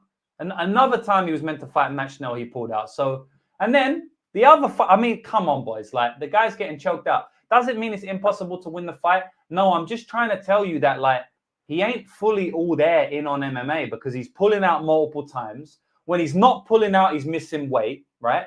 And when he's not pulling out or missing weight, he's getting finished in the first round. So I'm just trying to tell you that he ain't all in on MMA. And that's proof right there. That is proof. I've just shown you proof. Now, doesn't mean he can't win the fight, but I mean, who has he fought? Juicy Formiga, Espinoza. I don't know, man. You can't finish Mark De La Rosa. You can't finish that guy. You can't finish Eric Shelton. Yeah. You're getting murdered by Muhammad Mokaev by knockout. Yeah, calling it now.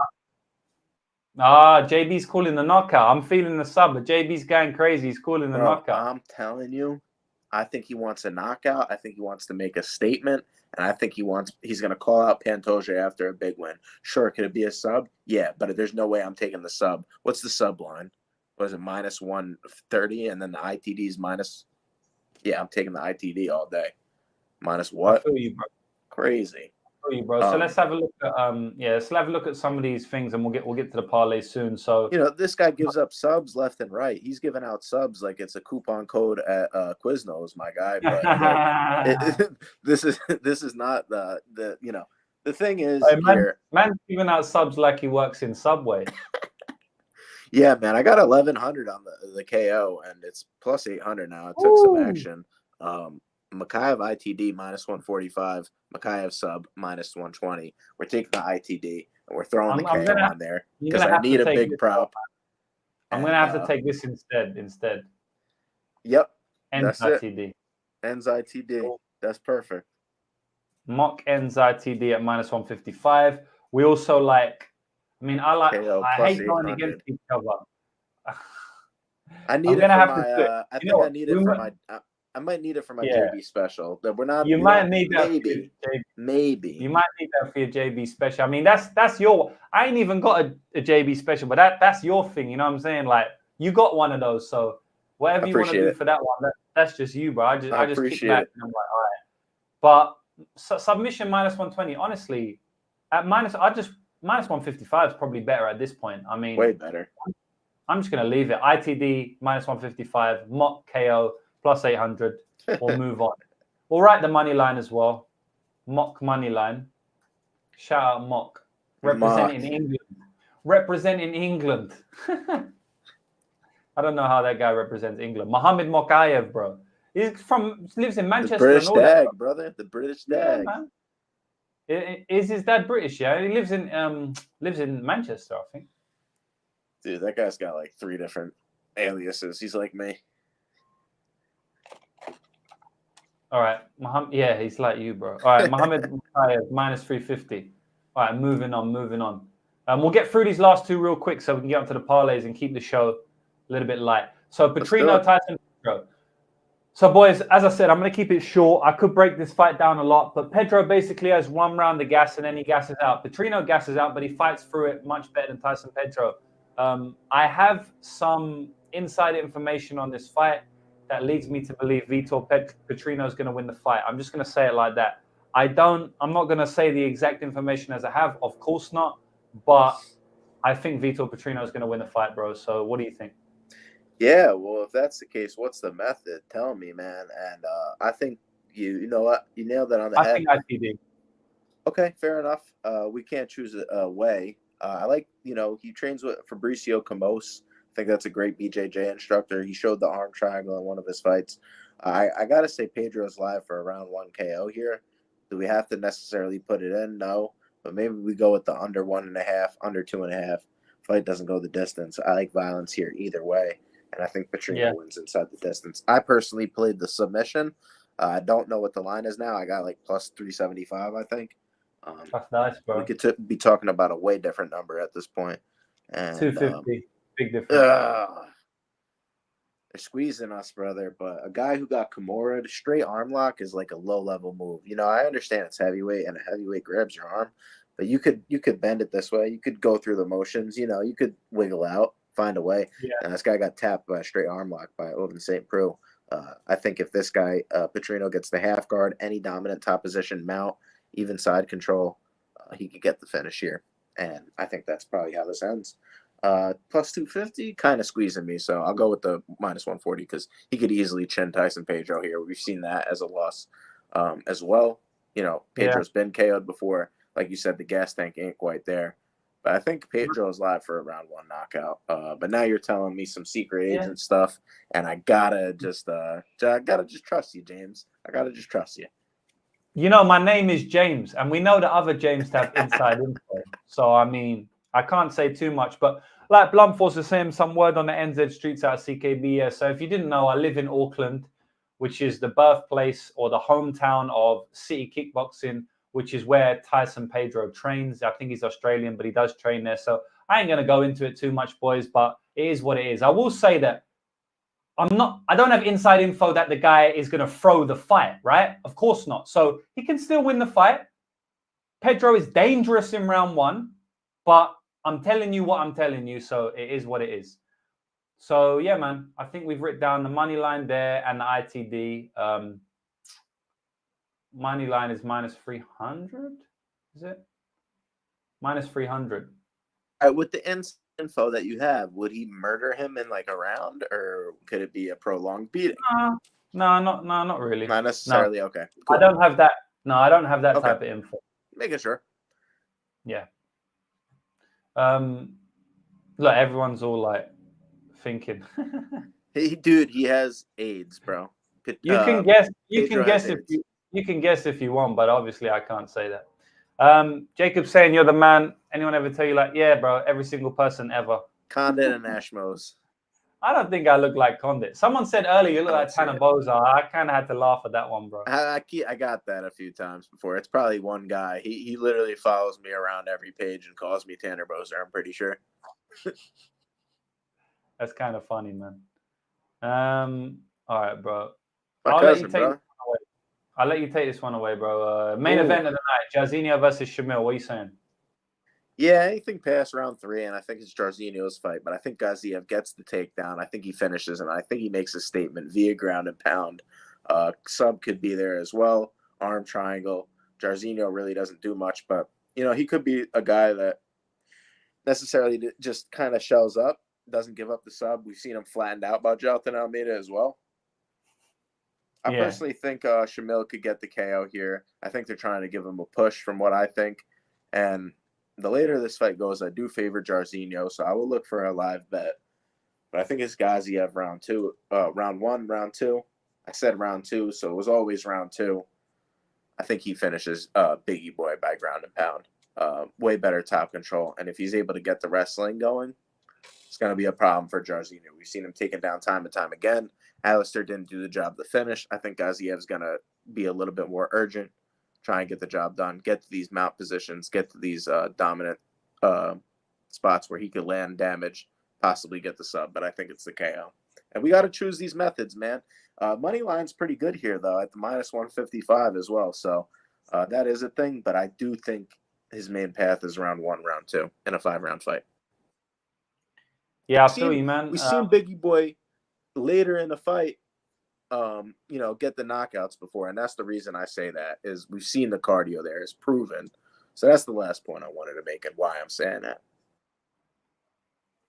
Yeah, I don't have a strong read on this one at all, to be honest. I mean, how can you really have a strong read on this fight, really? Like, are you really going to come at me saying like, oh yeah, this is definitely going to happen? You know, this, I don't feel it, boys. I don't feel it. I'm not really gonna allow someone to say that, yeah, this is definitely the way the fight's going to go. You know, I'm just not going to agree with it. There's certain fights I'm like, I don't have a read. So whatever you say, I kind of agree. But in this regard, I feel like this fight is a bit of a coin flip. So I guess you take the underdog in a coin flip. But I also think that Gaziev has round 1 or 2 upside higher than Biggie Boy. I also believe that on top, he can probably dominate him, to be honest, because I don't think Jairzinho is great on the ground. And yeah, Jairzinho kind of did all right against Blades, I guess. But Blades doesn't have jiu-jitsu, man. Blades is just a wrestler, ground and pounds you with elbows if he can. So I'm personally picking Gaziev, but I don't really give a shit about it at all. So I'm gonna throw it to you in terms of the props and stuff, man, because you probably have a better read than me. I think we gotta look at 3-4-5 for Jairzinho, honestly, and KO 3-4-5 KO. And if there's a big difference, I mean, obviously, I think it's gonna be a KO. Sub would be a little bit wild, but it's possible. But what about? Are we going 3-4? Because I don't think we can get 3-4-5. Right, we'd have to choose. 3-4? Yeah, I think 3-4 is better. Because Gaziev, I mean, that dude he was gonna dump bad, bro. After 2 rounds, it's all Rozenstruik, and I think he gets the finish at that point. Yeah, I personally don't see Rozenstruik pushing an incredible pace in those late rounds, but at the same time, Gaziev's probably just gonna die. Yeah. So you Rozenstruik money line at 158? Sorry, bro. Yeah, that's getting a little bit wide. I think you got to start looking towards the Rozenstruik side. Yeah, for sure. Rozenstruik, and that's it, man. I think that's what you take on that one. Maybe Gaziev 1-2, and that's it. Yeah, I like Gaziev 1-2. I'll write that down for sure. I do actually like that. Gaziev front 2 is plus 125. If I was going to play anything on this fight, I would actually play Gaziev 1-2 just because I think he has big upside early. I think he can hurt Jairzinho. We've seen Jairzinho clipped a couple of times now, and I'm not sure he even has the greatest chin.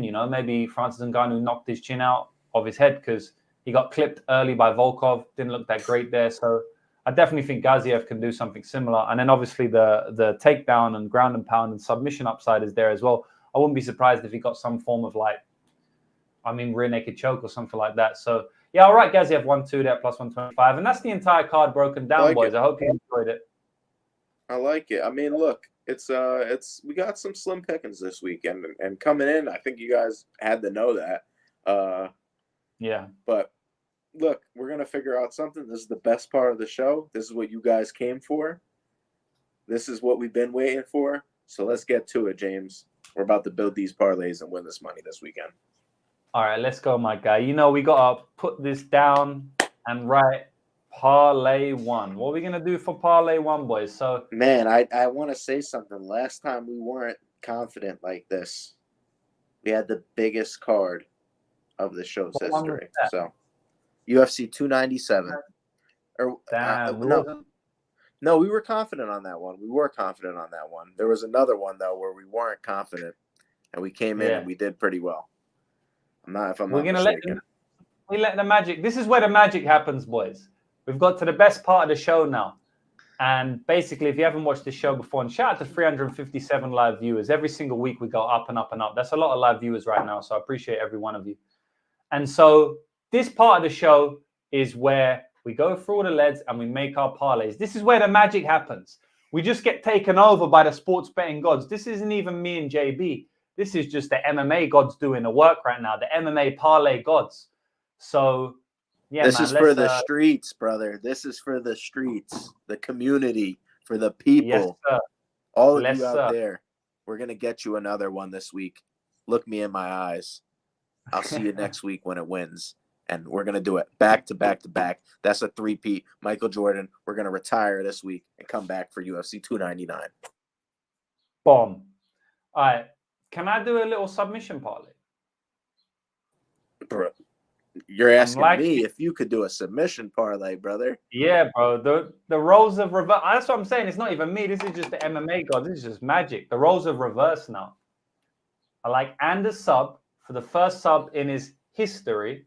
I mean, at least UFC history. Correct. Oh, but I like the ITD. Fuck.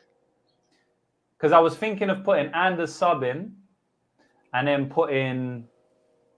I was going to do, what other sub was I going to do? It was here somewhere. Erceg sub? Yeah, I was going to do Erceg sub, but, we could do that and then we could double down on Anders ITD, Erceg ITD. Do you know what I mean? Because we've got to use them at some point. Oh yeah, brother. I mean, we could save those for later. Why don't we just do Erceg sub and or sub? It's the sub prop, the Subway special. That's what I was gonna do. I like it, but you know what I'm saying? If we put Anders and Erceg in the next one, then if one dies, they're both gonna die. Confidence. Right? Those are our high confidence ones, though. So we're gonna have to like be confident in some this week, right? Yeah. Either way. All right. So, do I have to bring up the Action Network parlay, bro? I can do it. All right. Action Network parlay calculator. So I'm gonna bring up my calculator now, boys, and you're gonna see with me how much this parlay comes to. This is a decent one. This is a +5. This is a +5, +600 straight off the bat, boys. So the first leg we got plus. You're gonna have to help me out here, boys. +275. Second leg we got what, +195. That's a +1,000. Man was completely wrong when I said that. Instantly, I don't know why I said 500-600. Instantly kicked off with a +1,000. Over 10-1 odds. That's a nice one to start off the stream.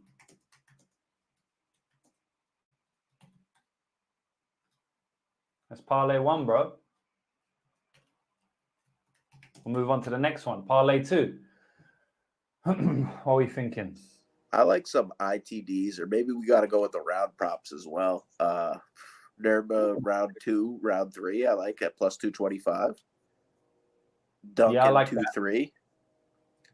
We need Duncan. What's Duncan 2-3 odds? Someone said fucking. Yeah. Forgot. We'll get the odds. Someone said Duncan 2-3 was like +275, but we'll get the odds. Boys, anyone in the chat now knows what Duncan 2-3 odds are? I'm going to refresh one of these books to see if I've got it.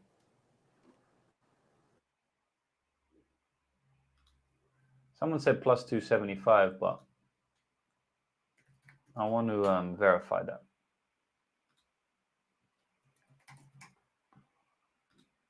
All right, Christian Leroy Duncan.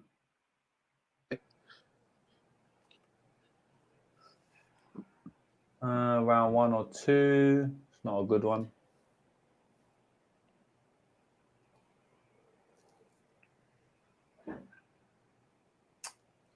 Not out yet. Okay. Ladbrokes. Okay, so maybe we should just leave it there for now, and then we could Yeah, okay. We do that. Right. We could update the odds after the show type ordeal, or let's see if the chat's cool with that. You guys cool with that? We're cool with that? Is that cool? Or is that not allowed? Well, you know what we could do? We could do parlay 2.5, and then we'll just do the round props. Right. You know what I'm saying? Duncan round 2 in that one, and then Duncan round 3 in that one. Bang. And then really, it's just still one parlay. We're just splitting the stake. Because Horner's saying it's not allowed. You know what I'm saying? So we got to listen to Horner. Okay. Fair enough. That's why we asked. That's why we asked the chat. This is your guys' show. That's it. Yeah. All right. So we got Duncan round 2 at +450. That's me with the 1,000 IQ. Don't worry, man. There's always a way. There's always a way in life, boys. All you need is the will to win and a hustler's mindset. All right. So we got parlay 2.5. Duncan round 2 is +450. But we haven't used it yet, really. We can use it again if you want, because it's just we've only used the 2-3, if you know what I mean.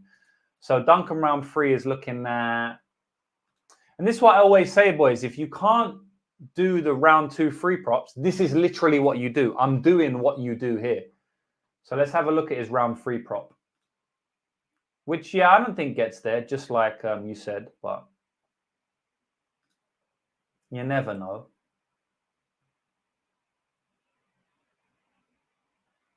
Leroy Duncan to win in round 3 +700.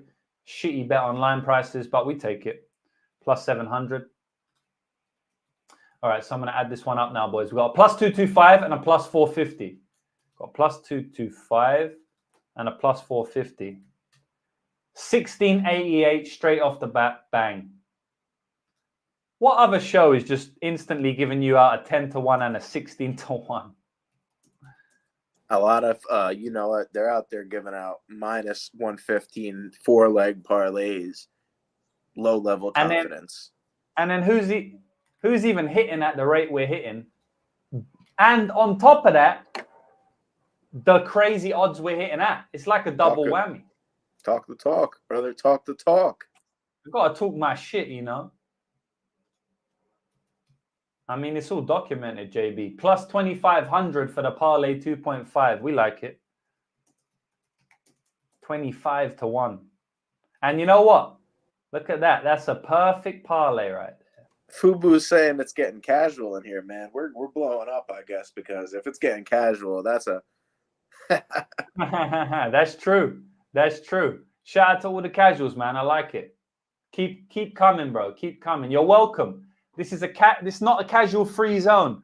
I don't mind if you're casual. You can watch this. You will become not casual by watching this, taking in the knowledge and cashing with us. That's really what it is. Everyone is a casual once at the end of the day, right? Like I was a casual when I first started watching. So hopefully based on the knowledge that JB gives you, based on the knowledge that I give you, one day you will become not a casual and you'll be one of us. All right. So free JB. You got anything?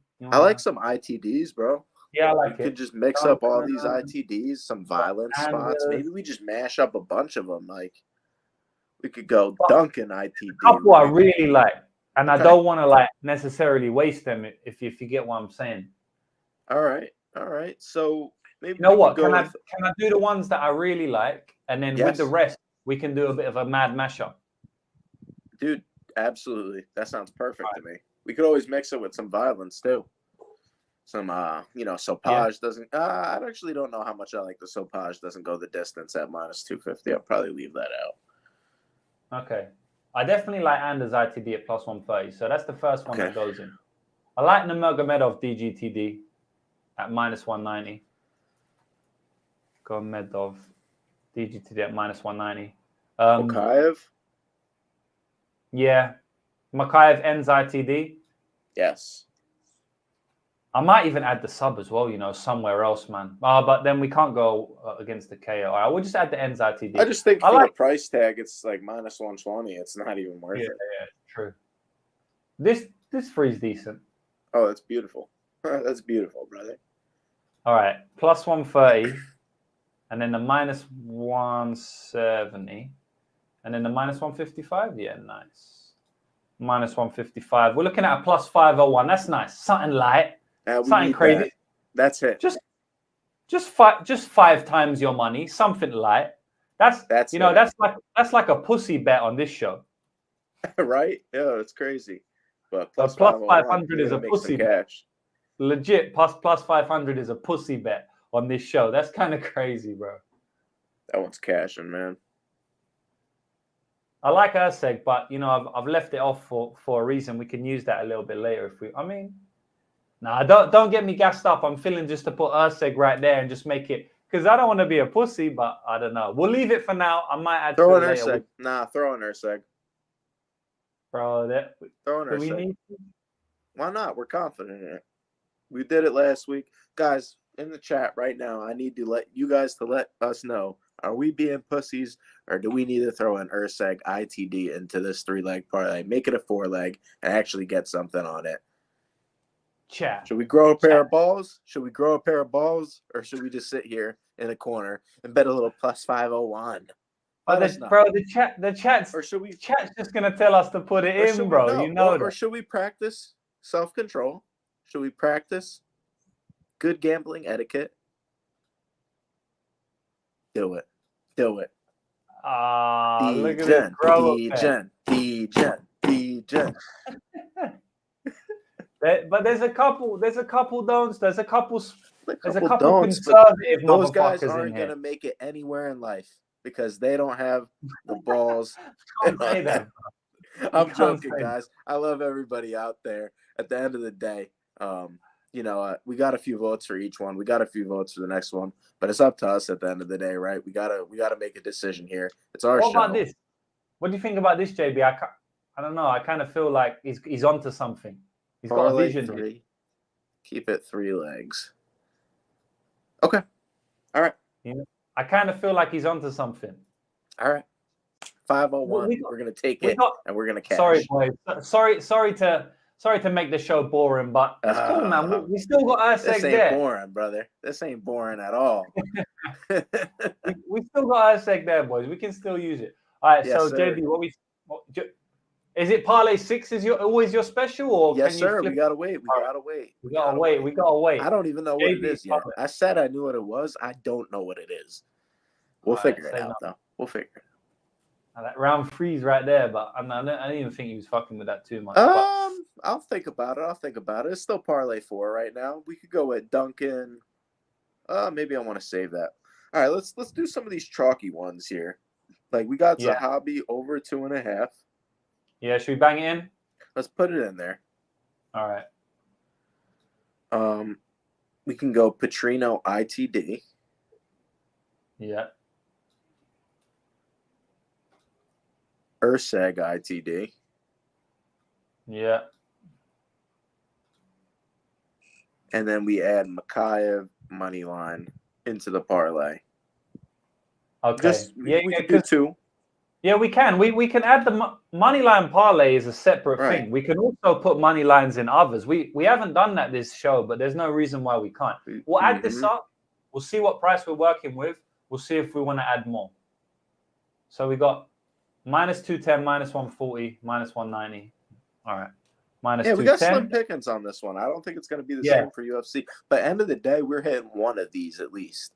I think we're going to hit 3 this week. This is going to be our best show. We're going to hit 3 this week. That went from 1 to 3 real quick. And it's going to be 3. And Parlay 6 this week is hitting.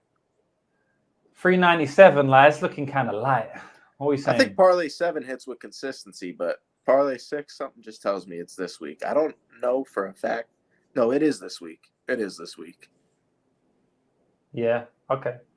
Bro, what do you think about, actually, I don't want to waste all that juice with like a gasser. Let's just add one more juicy one. Should we go? Okay. Well, what juice do we like? What juice do we really like? Duncan. Anders. Like, what juice are we confident in? Yeah, it's Anders true. For me. Yeah, I feel that's a beautiful juice right there. What a beautiful juice. Because minus 500 is gonna get us like the plus 496. Beautiful. We'll keep it like that. That's cool. Something light. Getting you to almost 5 to 1. Probably on some books it will be that. So definitely. Yeah, man. We're using Bet Online, bro. It's fucking shit odds, bro. Yeah, man. We're making it through here. All right, with Parlay 5, we're not far away from the Parlay 6. Yeah. Should we throw Zahabi in just because we have him there? Do we have to save that? I don't think I want to save it. Well, the thing is, we've only got one normal parlay left. We've got Parlay 6, which is your one. Yes, we've got and Parlay the money 7, line. which is the money line. So this is kind of like our last parlay left. Do we really want to bang in Zahabi on our only parlay line? No, I agree. So, did we use Duncan ITD yet or no? No, we didn't use that, We'll bang that in. Okay. What about Duncan ITD, Al Saadi round 3? That's rough. You don't want to waste that. Okay. I don't like Saadi round 3 too much, What about Radzhabov? Yeah, definitely. He don't have to win in round 3, right? He can fucking do what he wants. So I much prefer take that. that side, yeah. Minus 160 and plus 1. We got to add another one in. So far, I didn't really like it too much. I don't like it. I don't know enough to be confident in that one. So I would say Petrino money line or Rozenstruik. We got Petrino with the James Krause inside information. Yeah. What do you think about Gaziev 1-2? Just not confident? No, I like it. I'm happy to use that. Okay. We bang it in as well? Let's do it. Say nothing. Plus 125. I think if that's his main path. Yeah, I think that's going to be our parlay, to be honest. Let's see. Minus 160, plus 153. Surprised we didn't use Duncan ITD before that, but I guess we hit the round 2, round 3. Yeah, I think we just did the 2-3, bro. Yeah, we did the 3 there, and then that's all we did. Bro, on a shitty card, I feel like we got some... I'm not saying it's going to hit. Who knows, right? But I feel like our reasoning, our takes, they're shaping up quite nice, even in these parlays. Better than I thought, to be honest. Me too. I felt like I was going to throw up before this show, and I'm feeling great right now. and then plus 125. This card is just disgusting, on paper. But end of the day, like I said, we're gonna do what we got to do. We're gonna make the magic, and here we go, guys. This is the moment we've all been waiting for 7 weeks. All right. We haven't hit one yet. We were close a few times actually. Bro, we were close a couple of times. Very close, and I don't even know what it's gonna be yet. But I know you've only done like 3, because remember I did this show alone a couple of times. So you ain't done that many. The thing is, bro, you're going to hit one like this year, right? Like, I don't know when it's going to be. I mean, this weekend, we already know, but you're going to hit one day. And the thing is, when you hit one, you literally have another 3 years or something to hit another, bro. So like, this is a profitable angle no matter what. I'm tailing it no matter what. All right, I appreciate it. Bro, the floor is yours, brother. This is Parlay 6 right now. Tell the boys what you want. Umar Nurmagomedov, round 2. What are we getting there? I need the odds. I appreciate the solo screen, but I need the odds as well. I come back. You know, I had to give the platform. I appreciate it. They need to see this mug. They need to see this mug, because this is the mug that's going to give them the money this weekend. So what do you want? Umar round 2. Umar round 2. Umar round 2. Okay. Yeah, what are we getting there? A new edition.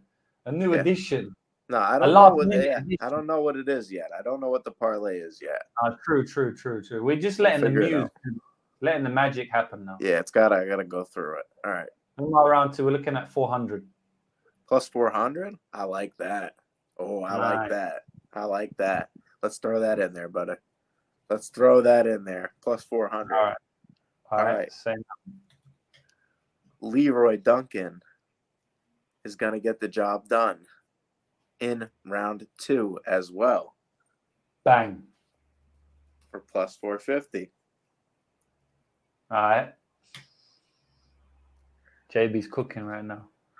I like me some Mokaev inside the distance. Fight ends inside the it doesn't have to be a 3-leg parlay necessarily, right? Anything you want, bro. Go, right? I can just go. You just go, bro. Let's go. Mokaev inside the distance. Let him cook. Okay,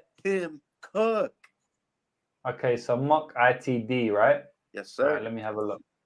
Oh, we had the DGTD, which was like, well, I'll show you the odds, but I think it was basically the same.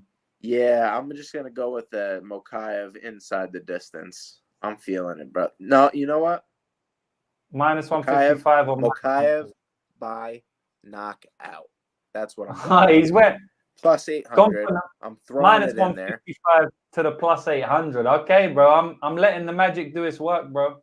And that's going to probably be the parlay right there. That's huge, bro. Like, if this goes. Shout out my dude Finesse the Books, holding it down in the comment section. We appreciate you, my guy. Yes, sir. Let's cash this JB special this weekend. 400. Plus 400. That's minus 400 you put, though. You got it. No. Minus 400. JB is allergic to those. Plus 400. Oh, yeah, baby. Let's go. Plus 450. What's the plus 800 giving us? Plus 800. Bang. Wait, that looks like it. That looks about right. Perfect. Plus 24650. You got 5 numbers. That's the number I saw in my head. And you know what? $15. You go ahead to your bookie this weekend. You take whatever you got in your pocket. This is for the streets, my people. You could go take $5. You put it down. You're gonna get that. When it hits, you go ahead. You go to your wherever. You hit up your plug. You go to your local dispensary, which is what I would prefer. And you go buy yourself some Perez pack. You can mix it up this week. You're gonna buy yourself some Ribeiro pack and some fucking Bekzat pack. Let's go. Mix them all up together. Roll them up and light that shit, brother. JB special. Bomb. Say no more, bro. Plus 24650. So you already know. My dude Dick's Insider in the comments. I don't know if that name is kosher, but this parlay is most certainly kosher, and this parlay is most certainly hitting. We are cashing this weekend, my guys. I know what. I never realized this name, until you said that. And this picture, I love it. I Like, I never see in my every life. comment section of every video. My man. I thought I'd just have Shout to out to mention it. Dixon. Shout out to Dixon for sure, bro. All right. Oh, it's All right. time, guys. We come to Parlay 7, and Parlay 7 is the money line parlay. So we're just going to bang in all the money lines here. So this is an easy one, boys. But it's not an easy one because 2 times now, we've asked the chat whether we should add in or whether we should leave. And we was very close to not adding in Taporia, but the chat came through, said add it in. We had to go with it. And Taporia turned it from a 15-1 into a 30-1. And I think the chat helped us the next week, which was last week, help us leave out Jesus Aguilar, which you actually posted up on your X. So Parlay 7 is legitimately a parlay that not only me and you make, but the chat makes. So the tradition's going to happen again, but we kick it off as we always do. So we like Anders. What about Duncan? He's going to win the fight, right? Got him in, man. We got to just throw him in. And boys, this might not be a crazy parlay this week with massive odds because they just ain't giving us nothing, but it is what it is. What about Erceg? You like Erceg, right? Got to throw him in. Got to throw him in. Like I said, I don't really have a big read on the money line there. It was when I did my big rant about not having a specific read on fucking that fight, not putting a percentage to it for the sake of it. So like it? No way we throw Zahabi in the money line parlay, right? No, we got to get rid of him. We can't. Okay, so we got to get rid of him. We got to get rid of Al-Sawadi. We just get those off the board, the ones that... Yeah. Mokaev has to go in there. To go in there. Okay. So let's just throw in Moke from Great Britain, from the UK. Yeah. For all my Brits out there. We did Petrino in a couple. Petrino money line. Petrino, fuck it. I mean, we have to because we ain't really working. We only got him in 2, brother. It's an 11 fight card. Gotta throw him in. Yeah, we ain't working. He's not my most confident pick this week. I'll be 100% there, but I think just to make any type of odds, we got to put him in. I think we got to put in Nurma. I think we put in Klein. He's 91%. Klein is 91%. It's cool. I can do it. It's value. Yeah. Nurmagomedov minus 1,200. Yep. What does that get us? If we get plus 375 right there, I think we keep it. But let's see what we get. And then we'll enlist the help of the chat. Rosen because I ain't putting Rosen because we already. Let's see what the odds we're getting, and then we'll ask the chat. So it's what, minus 500. Few people taking out. Oh no, only one person really saying Petrino parlay buster. Please, no Petrino. You know what? A few people saying no Petrino. Okay. All right, take him out. I'll trust the chat. Keep Petrino. He has insider info. I mean, the thing is, we've got him in 2 already, so I'm a little bit like Yeah, man. I like what the chat is throwing our way. We have to. This is literally a chat parlay. So we'll take him out for now. We'll see what. All right. It's true though. They didn't hear the inside info, but the inside info doesn't guarantee. It never guarantees it exactly. Petrino, but we're going with Petrino. That's the side let's just see the odds. To be honest, that's how we'll know. Yeah, I feel like because I mean I can tell the odds are not going to be good. I feel like we might have to add it back in, but we'll see. We'll see. So we got minus 500. Parlay 6 is hitting this weekend. 305.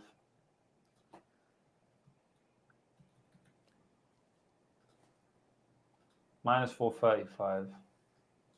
Why am I doing one at a time like I'm some grandma, bro?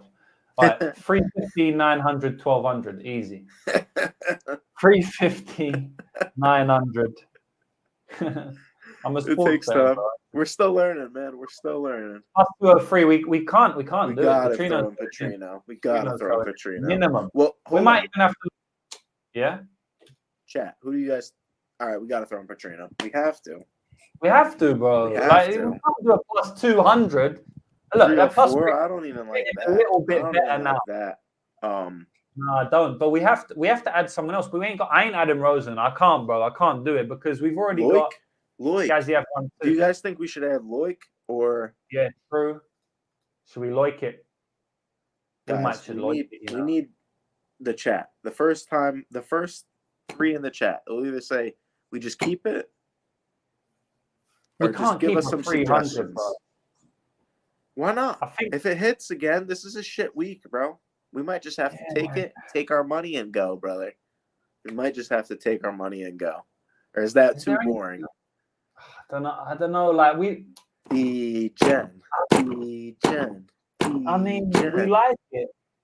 We like what about it. us? That's what I mean, what we is do there kind of anything think else? Shamil wins, right?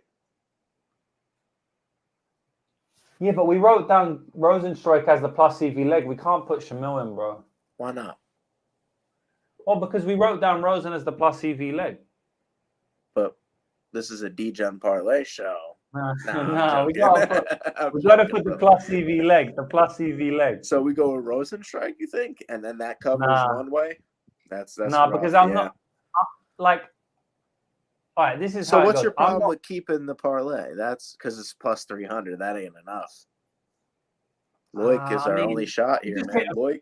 We hit a 30. I know. We hit a 30-1. Then we hit a 15-1. Going down. And now we're going to this bullshit. I'm not saying it's impossible. I'm trying to see my options here. Let's read the chat. Loic. So no one's saying Loic. Radzhabov. Leave out. My man Hunter's Loic. I see a bunch, bro, dude. I see a bunch of ad Loic. Where? I see ad Sopage. Loics? Yeah, I see some Loics in the chat. I did.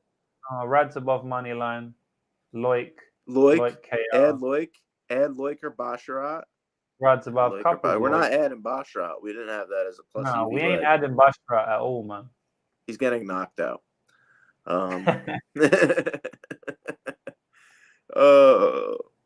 Erceg, why not Erceg ITD in the money line parlay? No, we can't. It's a money line parlay, bro. It's a money line parlay. Force. Oh, it just feels ugly. You know what? I'm gonna leave it at this. I think we should just keep it. I'm gonna let you guys figure it out. I got it. Just 7 winners for 7. Is there 7? That's it. 1, brother. 2, 3, 4, 5, 6, 7. Our boys is done. Somebody's gonna give you an 8 leg, right? They're gonna add one of these dumb MFers, and then it's not gonna hit. And then we're gonna hit, and then we're gonna come back next week with another parlay 7. That's 777 slot machine, baby. Let's go. Say nothing. We gotta do what the card gives us, boys. I'm sorry, but this week I know you're all hoping for the plus 14s, but guess what? We got many of them already above, right? You're not gonna the money line one plus 24,650 hits. So yeah.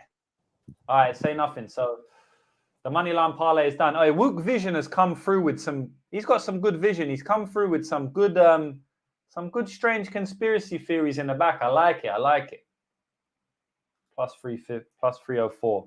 304 is very close to 305, and you already know. Like, I'm pretty sure my boy was in Miami at one point. So 305, y'all. Come on, FTB, bro.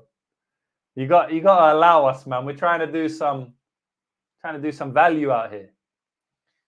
All right, that's it, boys. Stream done. Parlays made up. So you already know. I got to go through the entire stream or the entire parlays again. So we come to the end of the show. Get your phones out. Turn on camera. Turn on video. Whatever you want to do. Screenshot. Whatever you want to do. We're going to go through the parlays again. So parlay 1, we got Anders sub plus 275 and Erceg sub. The double sub parlay. We love our 2-leggers. Over 1,000 to 1. I mean, over plus 1,000 right there. Parlay 2 is Nurmagomedov round 2 or 3. We're parlaying it with Duncan round 2, but we're also parlaying it with Duncan round 3. Right? If you can bet Duncan round 2 or 3 instead, then it just becomes 1 parlay. But we're going to split our stake and make it 2 parlays. Both parlay of those 3 are hitting. Yeah, both of them. Both of them. No, I meant parlay 1 and parlay 2 or 2.5 are both hitting. But somehow, if we can, it's gonna both cash. We don't chase them, man. We don't chase them. You already know. We chase the money. You're hustling backwards if you're chasing them. Chase the money. They come with the shit. You already know. Shout out to 50 Cent. You can learn a lot from that man. All right. Anders ITD. Nurmagomedov DGTD. Mock ends ITD. It's a nice little 501 parlay there. That's hitting. We got Zahabi over 2.5 rounds. Petrino inside the distance. Erceg inside the distance. Mock money line, and Anders money line. A 5-leg parlay at plus 496. That's hitting. We got Duncan ITD for parlay 5. Radzhabov money line. Kind of like this one as like a long shot one that might hit. Petrino money line and Gaziev 1-2 plus 1113. That's a nice one there. One of the biggest ones, the second biggest one on the stream. And then parlay 6 for JB. You got to read this one out for the boys, surely. So, guys, this is what's going to happen this weekend, and I appreciate you all coming. This is what we come here for. We come for all the parlays because they're going to hit, and probably all the rest of them are going to hit at a way better rate. So I need you to smash the like button for all the thousands of people watching out there, and the maniacs, the Jew fans, the Lou fans. It's Lou and a Jew. This is the locks. Here we go, guys. Umar Nurmagomedov is going to take a round to download the data, and he's going to come out. He's going to murk this guy. It's going to be a shit kicking, and he's going to submit him or get the ground and pound TKO. Claudio Ribeiro is going to come out, swing, do some nonsense. He's going to gas. Duncan is going to find the range, and he's going to hit him with a kick, finish him either by sub or KO. That's plus 450. And then Muhammad Mokaev is going to end the career of Alex Perez. And that's going to be the one where all the money comes in. That plus 24,650 hits your account. This is the weekend it happens, fellas. Bless all. Boom. I can't end it better than that, so I'm just going to run through it. We got Anders money line, Leroy Duncan money line, Erceg, Mock money line, Klein money line, Nurmagomedov, and the 7th parlay, the 7th leg of parlay 7 on the 7th show of Parlay Madness is the inside info on Petrino money line at minus 300 to kick us. Minus 300 to have the 7-leg parlay at plus 305. And you know what would be crazy? If we hit all 7, we are going to hit all 7 parlays this week on episode 7 of Parlay Madness. And this is going to be the biggest show in the community. So if you were here from the beginning or if you just joined in now, this ain't going to stop. It's going to keep going. And UFC 299 is going to be an even bigger week. I believe it. Let's go. I believe it, bro. This is going to be our biggest show ever. We're going to hit 7 parlays in a row. Something crazy. But, bro, this one is kind of crazy. There's some crazy shit happening on this one. Like I said, it's our 7th show, JB.